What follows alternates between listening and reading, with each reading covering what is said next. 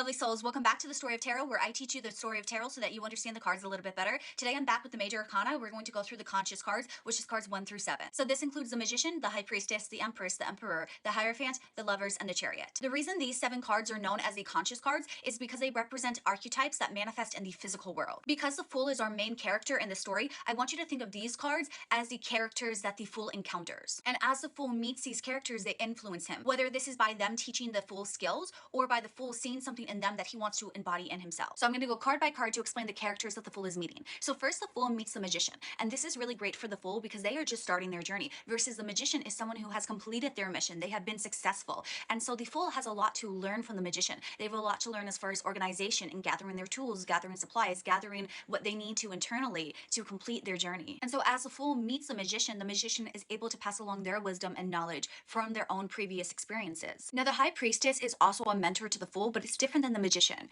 She's not focused on his goal. She's focused on teaching the Fool how to connect with his intuition, how he can guide himself, how he can trust in himself to make the right decisions. She teaches the Fool what it's like to connect with yourself and connect with the universe, God, whatever you want to call it. She's a mentor for the Fool and teaching him about connection. So the Fool has learned what he needs to do. He's also learned how to connect with himself and with others around him. Now he needs to learn how he can actually take his idea and bring it into reality, how he can create it. And that's where the mentor of the Empress comes in. The Empress represents the mother-like archetype. So he has everything he needs. Now the Empress teaches him how to actually create with it. The Emperor knows that whatever the Fool is creating could expand to be so much bigger and powerful than he is. And so the Emperor mentors the Fool and how to be strategic, how to protect it, how to make sure that it does not get taken away from him, but also that it doesn't turn into something that he's not prepared for it to. The Hierophant teaches the Fool about the hierarchy system and how there's going to be limitations that's placed on the Fool. He's going to reach points where he has to work with the rules and the regulations around him. He has to work with the tradition around him instead of resisting it. And so the Hierophant teaches the Fool how to work with the limitations around him, how he can grow to power, how he can gain power by knowing the system, knowing the rules, knowing what he's doing. It's almost like the Hierophant teaches the Fool what the rules are, so later on, if the Fool chooses to break them or not, he knows what they are. Then we have the Lovers, and the Lovers represent an archetype of choices, of choosing who you're going to protect, who you're going to love, of choosing what you're going to say yes to, what you're going to say no to.